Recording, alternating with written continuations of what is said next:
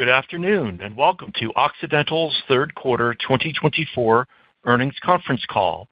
All participants will be in listen-only mode. Should you need assistance, please signal a conference specialist by pressing the star key followed by 0. After today's presentation, there will be an opportunity to ask questions. To ask a question, you may press star then 1 on your touch-tone phone. To withdraw your question, please press star then 2. Please note this event is being recorded. I would now like to turn the conference over to Jordan Tanner, Vice President of Investor Relations. Please go ahead. Thank you, Drew. Good afternoon, everyone, and thank you for participating in Occidental's third quarter 2024 earnings conference call. On the call with us today are Vicki Hollub, President and Chief Executive Officer, Sunil Mathew, Senior Vice President and Chief Financial Officer, Richard Jackson, President Operations, U.S. Onshore Resources and Carbon Management, and Ken Dillon, Senior Vice President and President, International Oil and Gas Operations. This afternoon, we will refer to slides available on the Investors section of our website. The presentation includes a cautionary statement on slide 2 regarding forward-looking statements that will be made on the call this afternoon. We'll also reference a few non-GAAP financial measures today. Reconciliations to the nearest corresponding GAAP measure can be found in the schedules to our earnings release and on our website. I'll now turn the call over to Vicki. Thank you, Jordan, and good afternoon, everyone. Our teams delivered another quarter of exceptional performance across all of our business segments. Despite weather disruptions and commodity price volatility, resilient operational execution from our teams helped to deliver the highest operating cash flow so far this year. Our strong financial results are a testament to the dedication and capabilities of our teams, as well as the premium quality of our assets. I'll begin today by reviewing our third quarter performance and providing highlights from our oil and gas business, including the ongoing integration of Crown Rock. I'll also give an update on our direct air capture projects and then share the progress on our near-term debt reduction program. Sunil will cover our financial results and fourth quarter outlook, including increases in full-year guidance for each of our segments, and will provide insight on how we're looking at our 2025 capital plans. In the third quarter, our team's commitment and delivery across each of our business units enabled us to generate $1.5 billion in free cash flow before working capital, exceeding guidance in all three segments. Our oil and gas segment exceeded the high end of our production guidance and set a new company record for the highest quarterly U.S. production in our history. This was an outstanding achievement, made even more impressive considering there were 3 hurricanes that impacted operations across the Gulf of Mexico. This production outperformance was primarily driven by strong new well performance and higher uptime throughout the Permian Basin. Our Midland Basin teams excelled, surpassing production guidance in our recently acquired Crown Rock assets and delivering the highest quarterly production in over 5 years across our legacy Midland Basin assets. Optimum geologic targeting drove new well performance, supplemented by non-recurring OBO benefits. The Delaware Basin continues to perform at an industry-leading level, with our New Mexico performance being instrumental in our third quarter results. Most notably, a 6-well Wolfcamp development project in our Tanks field in New Mexico produced an impressive 1.2 million barrels of oil in the first 90 days. In previous earnings calls, we highlighted that Oxy had 8 of the top 10 industry wells in the entire Delaware Basin from a 6-month cumulative production standpoint. Today, I'm proud to announce that our Rockies team now claims 8 of the top 10 DJ Basin wells drilled since 2019, several of which came online in 2024. Such remarkable industry achievements are only possible because our teams relentlessly pursue innovation and excellence. Not only is our onshore development exceeding expectations on well productivity, we're also executing in a more efficient manner. For example, every new well drilled in the third quarter New Mexico development program is utilizing existing infrastructure. As discussed in the past, this significantly enhances project returns and in many cases enables secondary bench developments to deliver stronger returns than our primary benches. We continue to advance our drilling efficiency, as evidenced by a 10% improvement in Permian unconventional drilling cycle times relative to last year. In the DJ Basin, we successfully drilled a 2-mile lateral in only 80 hours, and our teams reduced third quarter well costs by 20% compared to the first half of last year. More than just reducing well costs, these improvements also accelerate time to market, allowing us to turn capital dollars into production faster. Our teams continue to make well design and execution improvements with exceptional results. We expect to carry this momentum into 2025.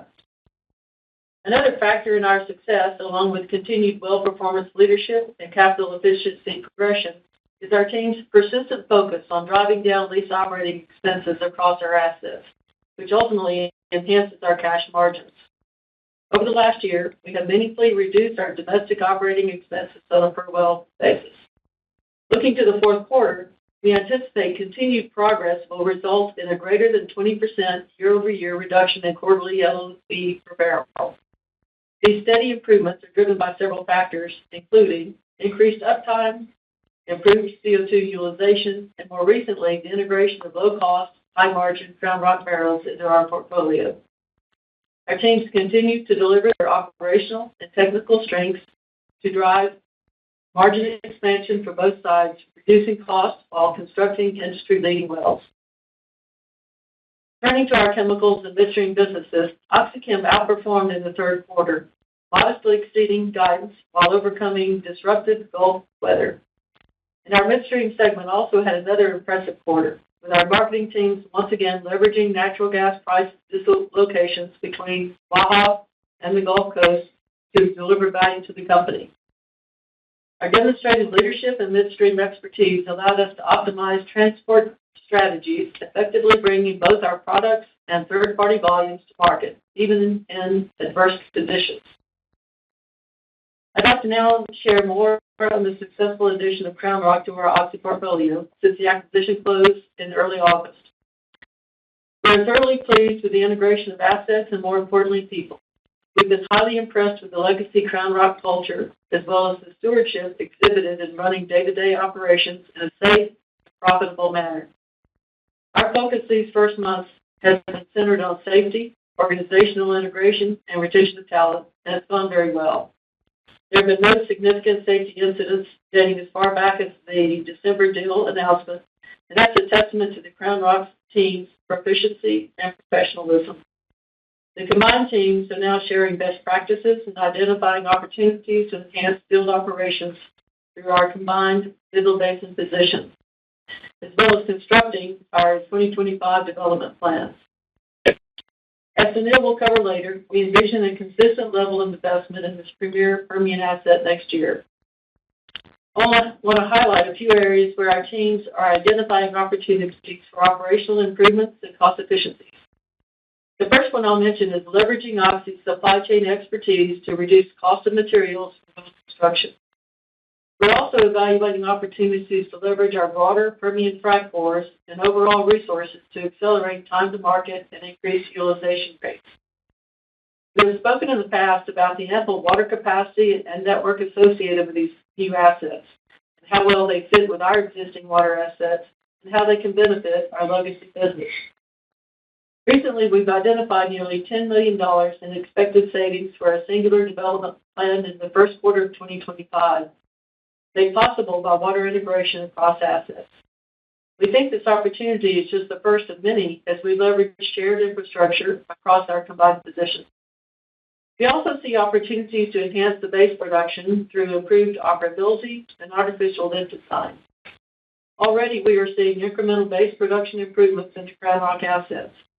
Because of this, and stronger than anticipated new well performance, our third quarter production volumes exceeded the expectations that we laid out in August. We're now projecting a 9,000 BOE per day increase to our fourth quarter exit rate from these assets. We're still in the early stages of integration, but are very excited about the opportunities ahead. By bringing our teams together, we expect to unlock new value and achieve even greater success. Turning now to our low-carbon businesses, I'd like to provide an update on our direct air capture project. Construction of Stratos, which will be the largest direct air capture facility in the world, is progressing smoothly and to plan. As we have previously shared, we have phased the construction sequence of Stratos to help integrate the latest advancements in our research and development efforts. We have been thoroughly impressed with the infusion of talent, passion, and performance coming from the carbon engineering team over the last year, driving an innovation cycle that's moving even faster than we anticipated. Collaboration within our technical teams across Oxy, paired with insight from the CE Innovation Center, have given rise to incredible technological breakthroughs in engineering design innovation, which we will integrate into the continued build-out of Stratos. The new design will feature fewer air contactors and fewer pellet reactors, which should reduce operating expenses and increase reliability. We expect to bring the initial 250,000 tons per annum of capacity online in mid-2025, with the additional 250,000 tons to phase in during the next year, incorporating those improvements. This disciplined approach not only generates value for Stratos, but will benefit and de-risk future DAC builds. We're also advancing our South Texas DAC project and recently achieved a significant milestone with the U.S. Department of Energy awarding the project up to $500 million for the initial DAC facility at the site. This grant could potentially increase by $150 million for the development of an expanded regional carbon network in South Texas. The award is momentous in furthering commercial scale DAC in the United States and validates our ability to accelerate the vital climate technology. A combination of factors will drive our continued progress in this market and technology, and you're seeing them work together now in real time. First, our innovative technical teams and continuous investment in R&D are enhancing real-world projects. Second, we are leveraging project and operational learnings from Stratos and applying them to enhance future designs. Third, government support and third-party capital are serving as catalysts to accelerate investment in developing DAC technology at climate-relevant scale, while also solidifying our leading position in the emerging market. We're excited about the progress made to date in constructing Stratos, improving the DAC technology, driving demand in the voluntary and compliance carbon credit markets. Through the development of Stratos, Oxy is taking a leading role to demonstrate to the developing compliance markets that DAC plus geologic storage is a large-scale, highly durable, and economic tool for the world's approach to climate change. We believe we can help hard-to-abate industries like aviation and maritime meet their net zero goals with DAC, which can also serve as complementary solutions along with sustainable aviation and maritime fuels. Equally as important, CO2 from our DAC can also enable us to produce net zero oil from our EOR operations, providing resources the U.S. needs for energy security and energy the world will continue to need for decades to come. We also recognize that we are in a pivotal moment for power and utilities in our country, especially with the proliferation of data centers and AI increasing the need for reliable, low-cost, low-emissions power. Over the coming decades, we believe Oxy will be uniquely positioned to contribute to this growing sector through our equity investment in net power and our ability to provide DAC solutions at scale to meet the increased demand for carbon dioxide removal credits for large-scale data centers and power generation. Finally, I want to share with you some of the recent progress we've made in debt reduction. In December, we made a commitment to repay over $4.5 billion of debt within 12 months of closing the Crown Rock acquisition. Progress in our divestiture program, including the closing of Gorilla Draw, the sale of a portion of our West holdings in the third quarter, combined with our continuing strong organic cash flow, has put us well ahead of schedule. In fact, during the third quarter, we repaid $4 billion, which is nearly 90% of our near-term commitment, and that's within just 2 months of the Crown Rock closing. We remain fully committed to achieving our medium-term principal debt target of $15 billion. I'll now hand the call over to Sunil to provide more details about our third quarter financial results, guidance, and capital plans. Thank you, Vicki. In the third quarter, we generated an adjusted profit of $1 per diluted share and a reported profit of 98 cents per diluted share. The difference between adjusted and reported profit was primarily driven by a loss on the sale of non-operated U.S. onshore acreage, largely offset by a gain on the sale of common units representing limited partner interest in Western Midstream Partners. As a result of strong operational performance across all business segments, in the third quarter, we generated $1.5 billion of free cash flow before working capital, and we finished the quarter with $1.8 billion of unrestricted cash. The strong free cash flow this quarter reflects our team's ability to translate high-quality assets into impressive financial results despite adverse weather conditions and commodity price volatility. As Vicki mentioned, the success in the third quarter can largely be attributed to new well and base production outperformance in the Permian Basin, inclusive of our newly acquired Round Rock assets. While the majority of the outperformance was associated with company-operated activities, the Permian saw a 6,000 BOE per day uplift associated with non-recurring outside operated volumes due to prior period adjustments. In the Gulf of Mexico, production came in below our third quarter guidance range, largely due to unplanned downtime from hurricane-related activity and well workovers. Despite these impacts, our domestic lease operating expenses at $8.68 on a per barrel basis notably outperformed third quarter guidance and are the lowest since the first quarter of 2022. This demonstrates our operational strength and focus on delivering higher margin barrels over time, as illustrated on slide 8. In the Midstream and Marketing segment, we continue to capture value through optimizing our gas marketing positions out of the Permian Basin. This was a significant catalyst in the segment generating positive earnings on an adjusted basis, approximately $145 million above the midpoint of guidance. As Vicki highlighted, we are raising our full-year guidance for each of our business segments as a result of third quarter outperformance and improved expectations in the fourth quarter. In oil and gas, we are raising our fourth quarter total company production guidance from last quarter's implied guidance to a midpoint of 1.45 million BOE per day, driven by sustained well performance and operational momentum, coupled with an improved outlook in the Permian. Supporting this, we have increased our full-year production guidance for the Permian based on our outperformance from both our legacy unconventional business and the Round Rock assets. This raise includes an additional 12,000 BOE per day in the fourth quarter, 9,000 of which are coming from our Round Rock assets. We are excited to build on the year-to-date success across our domestic portfolio and expect these positive production trends in the Permian should more than offset the fourth quarter production impact related to the Gulf of Mexico's ongoing well workovers and disruption from Hurricane Rafael. Even with an active hurricane season, our OxyChem team was able to overcome the weather disruptions and outperform third quarter guidance with pre-tax income of $304 million. Fourth quarter guidance reflects an expected update in caustic soda pricing due to European supply disruptions and represents an increase to full-year guidance for the segment, despite seasonal declines in volumes for both PVC and caustic soda.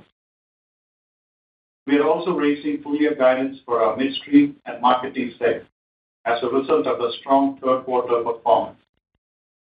Our guidance assumes that our marketing teams will capture some natural gas transportation optimization benefits in the fourth quarter, though to a lesser extent than the prior two quarters, as Permian gas takeaway constraints.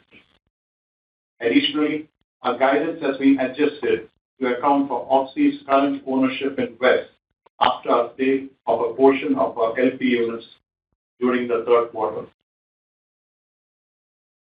Capital spent net of non-controlling interest in third quarter of approximately $1.6 billion was in line with the expectations, and we remain within our previously guided range for 2024 capital.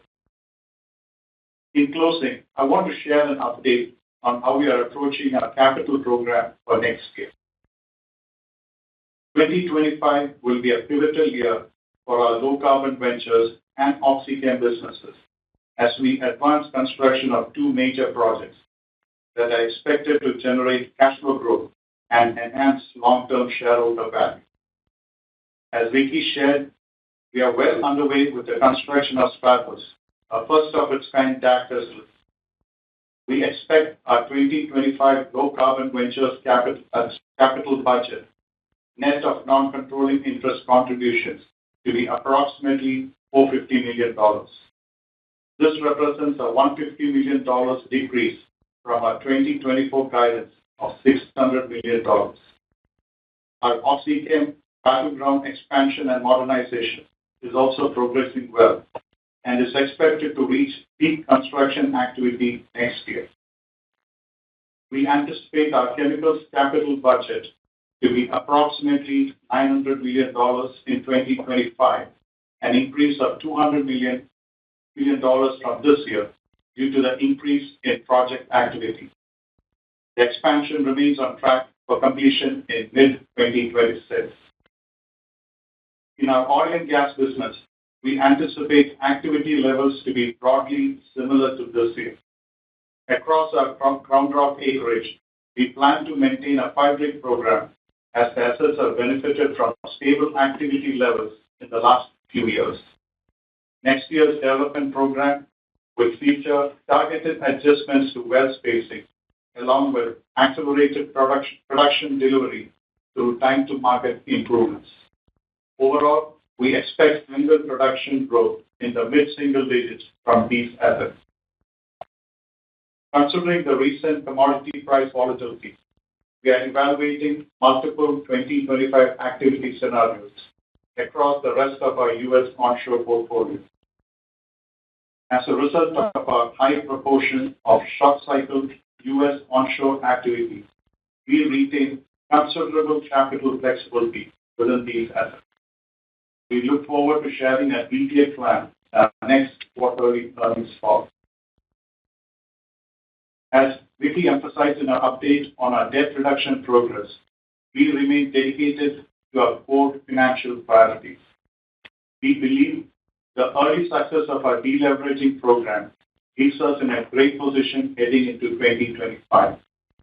We have no remaining 2024 debt maturities, and our current unrestricted cash balance is sufficient to cover the remaining $1.5 billion of 2025 debt maturities, the majority of which are not due until the second half of the year. We are comfortable with our debt maturity profile, and capital investments we pursue in 2025 will be strategically guided by a commitment to further deleveraging and strengthening our financial position. I'll now turn the call back over to you.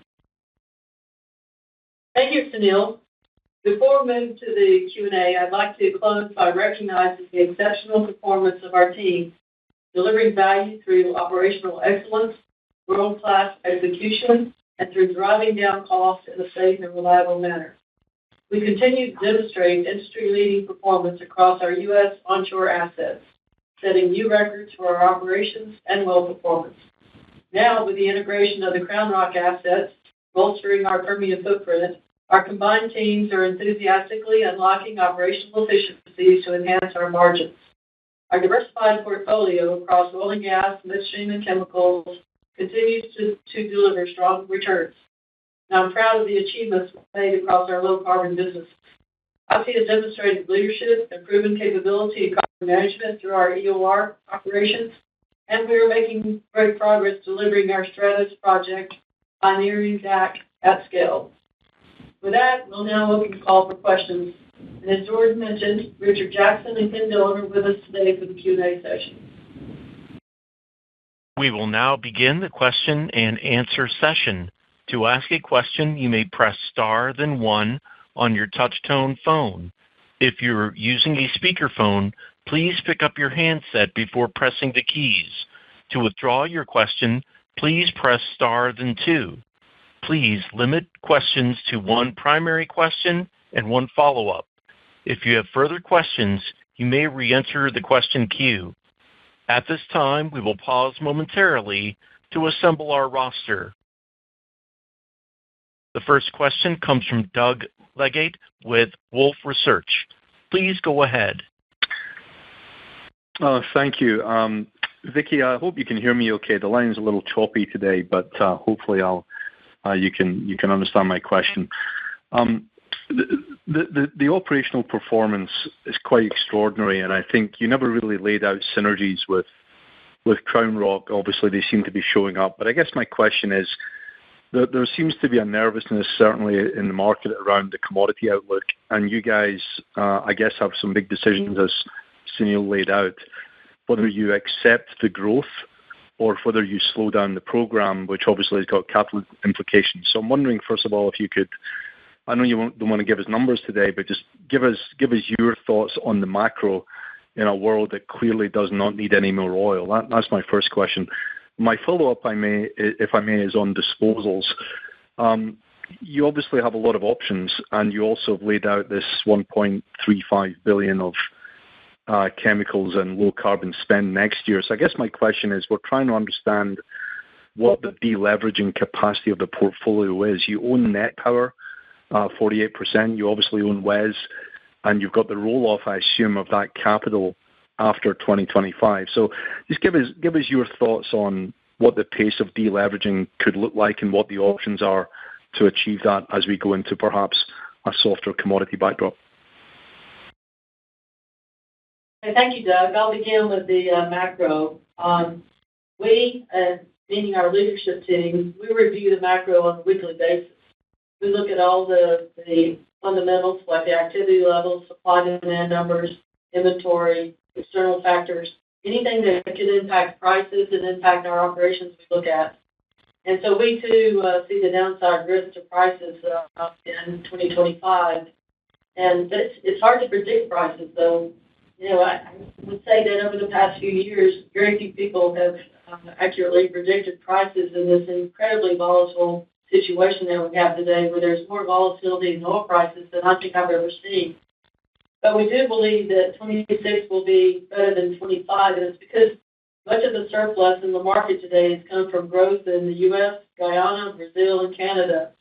But there's declining growth rates, we believe, from the U.S. and Brazil. And if you take that along with a couple of other non-OPEC countries that are helping to mitigate the current excess with declining production, then that leaves just the wild cards right now are Iran and Russia. With that being said, we believe it's very prudent for us to be prepared for that situation and to be very much leaning forward and not caught on flat-footed or on our heels like happened to us in past decades. So what we've done is our current thought is to recommend to our board the plan that Sunil described, which we feel is conservative. What that is doing is keeping activity levels in the Crown Rock area as they are today, and then lowering slightly the capital in some of the other oil and gas areas. So we wouldn't be growing the rest of the oil and gas portfolio. Crown Rock will grow as a result of just maintaining that rig activity and trying to maintain those efficiencies. Because it's always easier to ramp down than it is to ramp up. But I can assure you that our teams have prepared plans, the next steps for multiple price scenarios. And along with them, the plan of when to pull the trigger, how to pull the trigger, how to execute a decrease in activity should it be needed. I will say that should prices go up, which we don't exactly expect, we would not increase our capital beyond what we're talking about right now. We would only trigger some reaction if prices look like they're going down and that trend is strongly downward. So with that, they have the opportunities, we have the opportunities to make changes. And as you saw what we did during the pandemic, we reacted quickly and strongly to that situation. So we have the same capabilities to do that now. But I would say there's no better time to allocate capital to our chemicals business than now, as we're doing it at Battleground. That project finished in 2026 and will provide $325 million of additional cash flow. And it's times like this that we feel like with this high volatility of oil prices that our OxyChem and our gas projects in the Middle East, along with our production sharing contracts, don't get us. They're not as appreciated in other times as they are now, looking through having that steady cash flow through the cycles. So that's where we are with the macro. That's where we are with what we're thinking about capital spend. And again, we have the capability to ramp down and a methodical approach to first working what our cost structure would be. So we've got details on down. With respect to the synergies in Crown Rock, those synergies have been pretty strong that we're starting to see now. So we will. I'll let Richard take a stab at that. But before he does, I just want to get to your deleveraging question. As you mentioned, we have lots of opportunities. We have one of the largest portfolios in the Permian as any company. We also have the other things that you mentioned. We have some things that we are marketing now. And as we go into the future, we have lots of levers to pull. And we always have everything on the table. We look at everything. And depending on what the macro is, I can assure you that we have a plan for any kind of scenario and the opportunity to execute on deleveraging as needed. Hey, Doug, this is Richard. I'd be glad to talk through some of the most recent updates on our Crown Rock integration. I know that we've gotten several questions on that, so appreciate you bringing that up. Obviously going really well from the start of close, and really that's means a lot from the team that's been operating it over the last year. So they really brought in some strong operational performance that led to the beat in the third quarter and the fourth quarter. So very appreciative of that. But really been able to, as Vicki said, the teams dive into some of the potential synergies, and a few just to highlight. As you know, we always start with our subsurface, and as we look into next year, we think we have a very strong program for those 5 rigs, focused on some of the horizons that we well understand, but we are moving to some despacing. And so I think we'll be able to talk about that more as we get to the next call, but looking to despace and improve our recovery per dollar spent.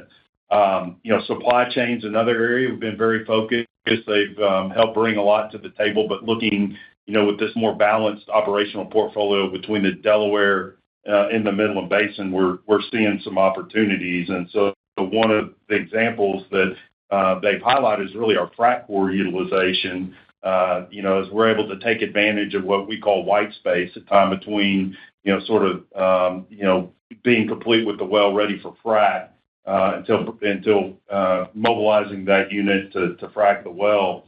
They're targeting quite a bit of improvement next year, north of 20% improvement in that white space. So what that does, is you're carrying a normal sort of DUC level due to operations. That may go from something like 22 DUCs at any one time down to 15, and that adds barrels on the year for really no cost. So pleased with that. The water example that Vicki talked about, that's a South Curtis Ranch development that we're able to use the nearby Nail Ranch facility that Crown Rock had for water. And so that's, $10 million that they're able to deliver there. And then, the final thing I would say is we're just now really getting into these, what we call best of the best workshops. And so it's not just what, Oxy brings, it's certainly valuing what Crown Rock or the Oxy Rock team brings now to our overall operations. So the Midland Basin team, as they look at next year, they're out looking better than 10% cost improvement across the Midland Basin operations due to these kind of best of the best synergies between the teams. So we think that's pretty meaningful and outpacing certainly what we'd be able to do alone. The next question comes from Roger Read with Wells Fargo. Please go ahead. Yeah, thank you. Good morning.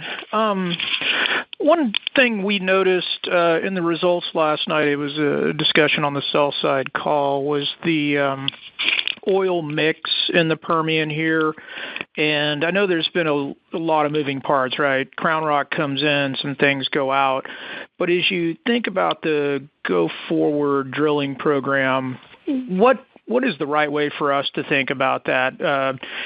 Q3, a bit of a kind of a blip to the downside and then back up where you were, or are we seeing I don't know if the right term is structural change, but maybe a change in the resource base that you have there?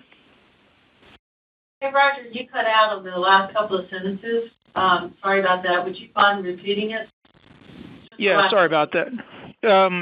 I just said last night with the results, and then on the sell side call, there were discussions and questions about the percentage of oil produced out of the Permian. And I was just trying to understand, we had a lot of moving parts this quarter with the addition of Crown Rock and then some assets sold as well.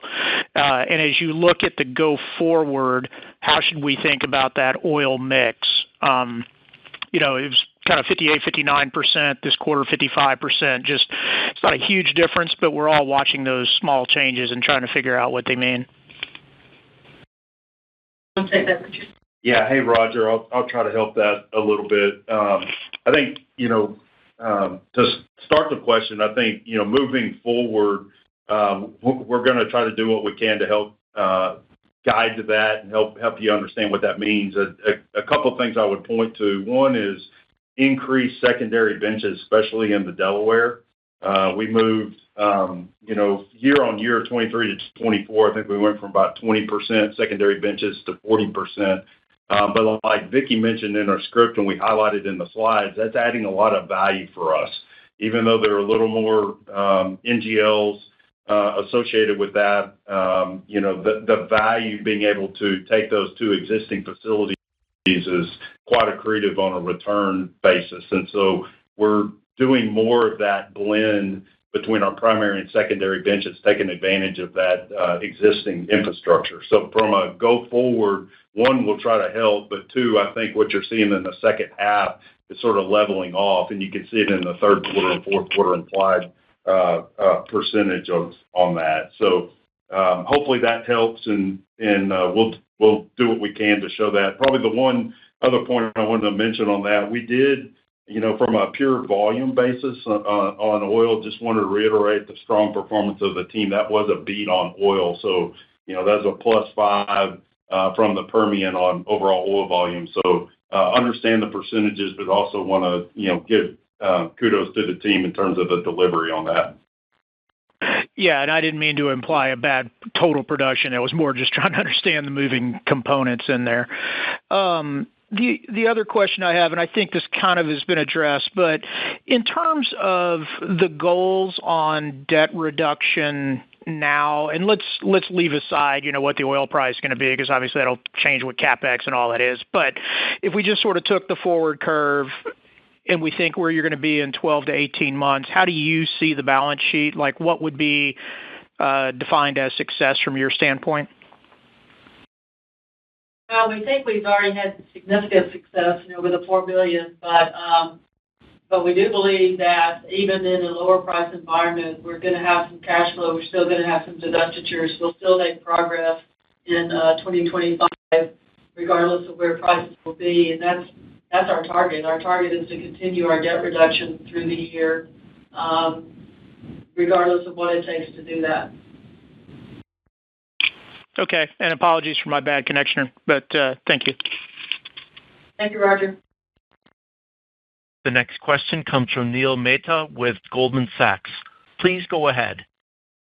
Yeah, thanks, Vicki and team. Vicki, I had a macro question for you. I think you've talked a lot about how over the next couple of years you expect shale to get more mature and well, maybe not decline, but resource kind of tapers out, and we're going to need to then pull on exploration. But one of the things that's emerged from this earnings season is very consistent beats on productivity and oil volumes, not just from you guys, but from the industry broadly. And I just love your perspective. Has that evolved the way that you're thinking about the macro, the continued resiliency of supply in the face of a declining U.S. rig count? Your macro perspective would be great.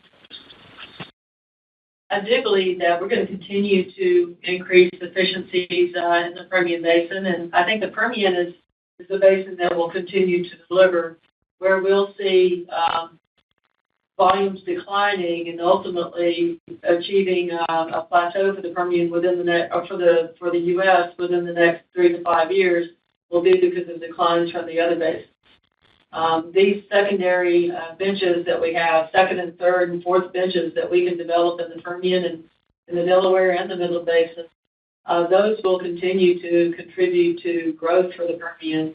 So it's the growth from the Permian that's going to offset the decline from the other basins in the near term and ultimately help us to achieve, I think, a larger, higher peak than where we are today.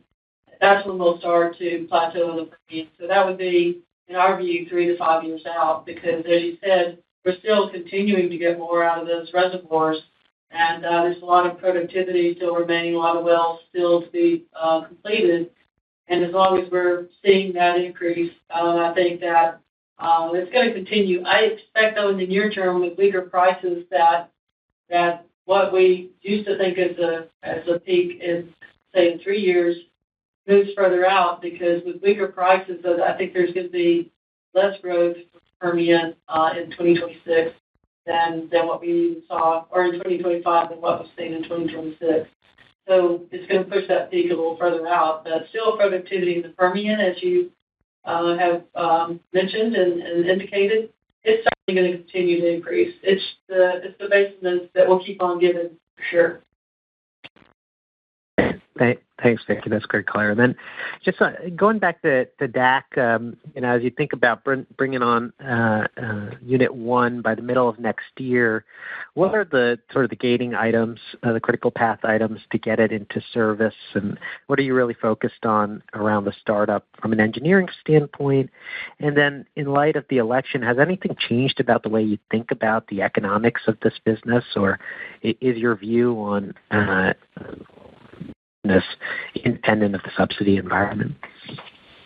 I'm going to take that first one first, and then Ken's going to go through the milestones and what he's looking at seeing with respect to construction.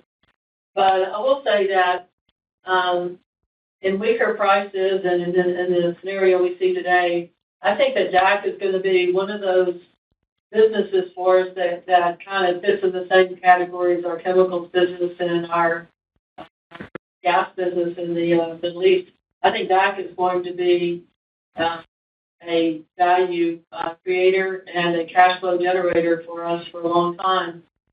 We have work to do in the near term, but in the long term, what's happening with us with respect to support for DAC is pretty amazing, and taking advantage of that. But because of what we're able to do here, apply innovation, even as we're building the first DAC, it's very encouraging from a commercial standpoint. So we're already working down on the cost curve. We're already looking at opportunities for improvements in DAC 2. So we do believe that the commerciality is still there for these units, and the market is getting stronger all the time. So we're still excited and encouraged about where we are with respect to commerciality. Ken?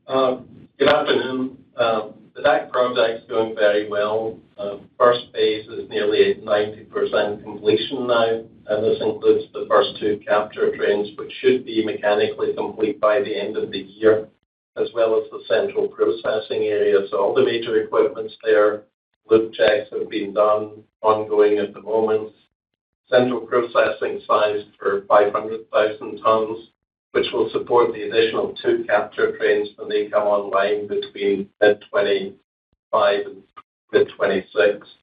So overall, if you take both together, the project is about 70% complete towards the full capacity. Since the CE purchase, our engineers have been working closer than ever. There are many cost-down ideas that we continue to work, but Richard asked if we could see what the project team could reasonably incorporate into Stratos. From the slide, you've seen physical changes that Vicki mentioned earlier, resulting in fewer pellet reactors and also smaller air contactors with a 30% reduction. What you can't see, which goes to your point, is all the savings in the piping, the number of valves, the instruments that have all been eliminated. This also makes it much simpler to build. And there's also a massive improvement in the air contactor construction method going forward by using modules, which will halve the build time for the air contactors. Future Daxman plant will see 10 to 15% savings from these modifications and can see additional improvements to take it past 20%, also with reduced OPEX, maintenance, improved safety. The team at Worley have been key to being able to adapt on the fly in engineering and procurement. In fact, Chris Ashton, the Worley CEO, was at the site to meet with his team recently to show support for the project. So overall, the teams are working incredibly well together, as the project is on schedule. And then I'll just follow up with your question about the election results and the impact that will have. I think the election to become our next president is going to be very positive for our industry, and especially for this our director of capture. The reality is that I believe he understands better than anybody our need for energy independence here in the United States. He understands the industry. He understands how it plays in geopolitical politics. He knows what we're trying to accomplish and what we're doing, and he also understands the part that our director of capture will play in helping with that energy independence and security. So I believe that the funding from the Infrastructure Investment and Jobs Act that the DOE has already awarded will be dispersed as per the agreements, such as for our DAC 2, it's going to be built on the Keene Ranch. We do expect to get the $500 million with the potential for $650 million. We also believe that 45Q will continue to have bipartisan support because of the dual benefit of, first of all, helping companies to decarbonize by purchasing carbon reduction credits from us, but also the recovery of additional reserves from our domestic reservoir. President Trump clearly supports that as well, and he, again, understands that that's something that's necessary. Getting oil out of reservoirs you already have is the best possible way to provide affordable gasoline to our country. And it's impossible to be a superpower without ample supply of liquid fuels. The use of CO2 for enhanced oil recovery, as I mentioned, is a big part of what makes that so important for the country. And some people don't understand that process. I won't take the time to go into how it works. But just helping people to understand, and again, President Trump knows this, that the CO2, it takes more CO2 injected into a reservoir than the incremental oil that it generates will end up when used. But we just don't have enough CO2 to use in the reservoirs here. We don't have enough organic CO2. So DAC is necessary to achieve the incremental CO2 that we need. And then going from DAC to net power, and Doug had mentioned 40% ownership of net power, to make our DACs emission-free, we'll initially and probably throughout use some amount of solar, but we'll also need to build net power, which is an emission-free way to generate electricity by combusting hydrocarbon gases with oxygen to set air.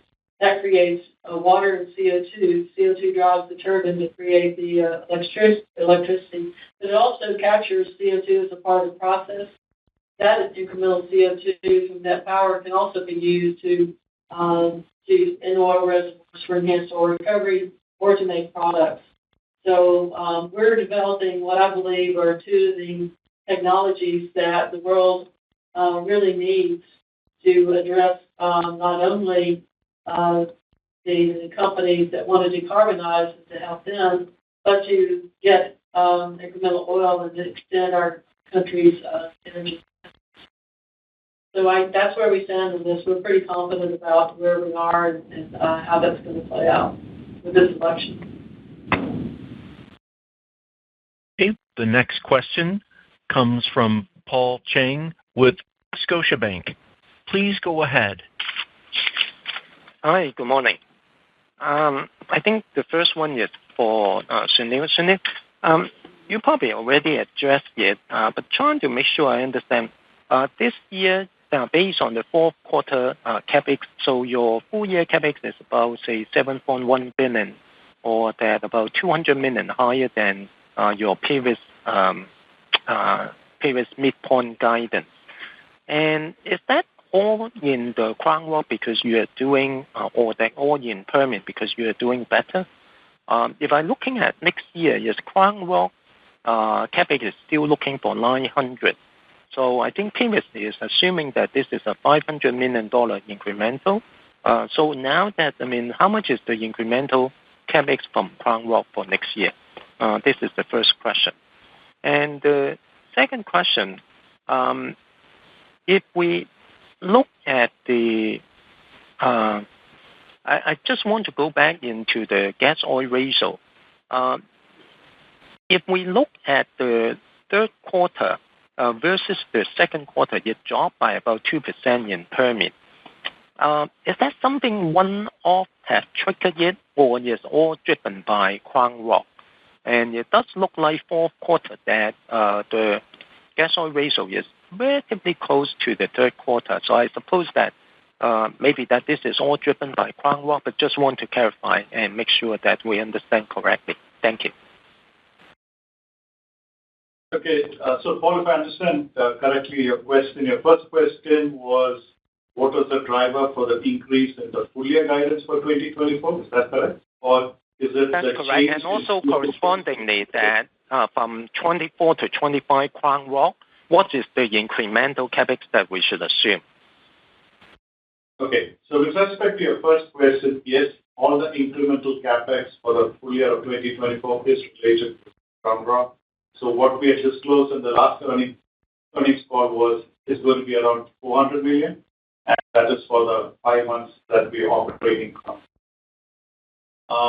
So with respect to what the capital would be for next year, like I mentioned in my prepared remarks, we are planning a 5-year program for next year, and we are still working the details around what the capital would be, but we expect it somewhere in the 900 to 950 range.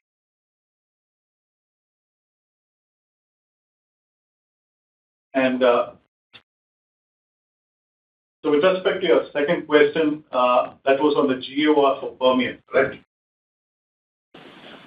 Is there anything one-off in the third quarter that related to that? Because it's a drop of 2%. That is a pretty substantial drop comparing to the second quarter gas oil cuts in the Permian.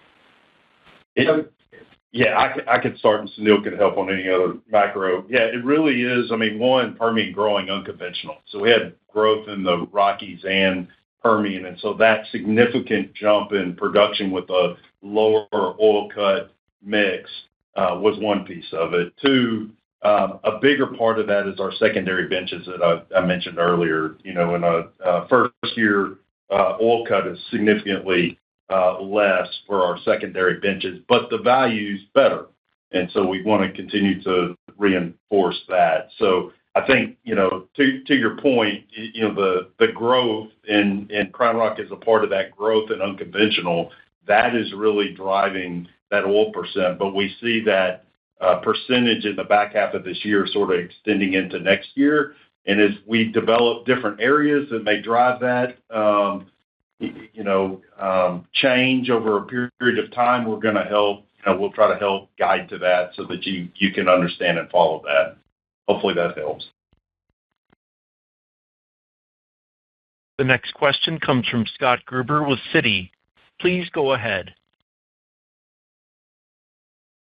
Yes, good afternoon. A couple questions here. Just back on the Permian, you mentioned raising the percentage of secondary zone development in the Delaware from 20% to 40%, if I heard correctly. Where does that figure go in 25? And then as you look at the Midland side of the basin with the Crown Rock assets, could you step up the percentage? Where is that percentage currently, and can you step it up in 25 as well? Yeah, thank you. So I think a similar percentage on the overall Permian in terms of primary and secondary benches. I think we've hit sort of a level set utilizing these existing infrastructure facilities for that. So I don't expect that to largely change, at least with activity levels as we're currently operating. Obviously, we adjust down or up depending on what our final program is. That could change a bit, but I think that'll be very similar. From a Crown Rock perspective, our base plan for those 5 rigs next year is really what we call 85% primary benches. And so while we see some opportunities in secondary benches, the program that's been put together is very de-risked, and we did that really to be able to perform operationally. So we've tried to get out in front of sort of those operational plans. So, the Sprayberry, kind of Dean, Wolfcamp A and B, those are the primary zones that we're looking at next year. If we see opportunity to improve on that, we obviously would change, but that's the going-in plan for next year. The next question comes from Arun Jayaram with J.P. Morgan Securities. Please go ahead. Yeah, good morning. I wanted to see if you could discuss your thoughts on what you view as more normalized CapEx in chems. You mentioned that you'll spend about $900 million next year, given some projects, and what you think about more normalized CapEx, and what does the growth CapEx you're spending next year, what does that do to the earnings power of that segment? So in OxyChem, pre these special projects, we were running about $300 million. And so that's what we expect to be able to get back down to post Battleground and the couple of pipeline projects we just had. And with respect to the earnings power, like as Vicki mentioned in her prepared remarks and later, we expect around $325 million uplift once we complete the project, and the project is expected to be completed in mid-2026. And that is primarily driven by the expansion in capacity of around 80%. And this assumes around mid-cycle 40%. All right, that's helpful. Just one question on the Rockies. It looks like from your disclosure that you have sold some properties in the Rockies. Looks like the Powder River Basin. Just give us a sense of future thoughts on the Powder and what exactly you've divested there. So in the Powder River, we bought the whole thing, obviously, as a part of the Anadarko acquisition. But we saw early on that there was the southern part of the Powder River Basin was by far the most contiguous and the part that we felt like we could get the most value out of. So that's why we sold, and we want to always be focused and always have contiguous acreage where possible, and always looking at subsurface where we think we can optimize and create value. So we sold the part that's north of that focal part of the southern part of the basin. We sold that to Anschutz because it's in a better area for them to be able to develop. And so I think we did a win-win situation there, and now have the focus on the area that we think is going to create a lot of value for us in the future. In the interest of time, this concludes our question and answer session. I would like to turn the conference back over to Vicki Hollub for any closing remarks. I want to thank you all for your questions and for joining our call today. Have a great rest of your day. Thank you. The conference has now concluded. Thank you for attending today's presentation. You may now disconnect.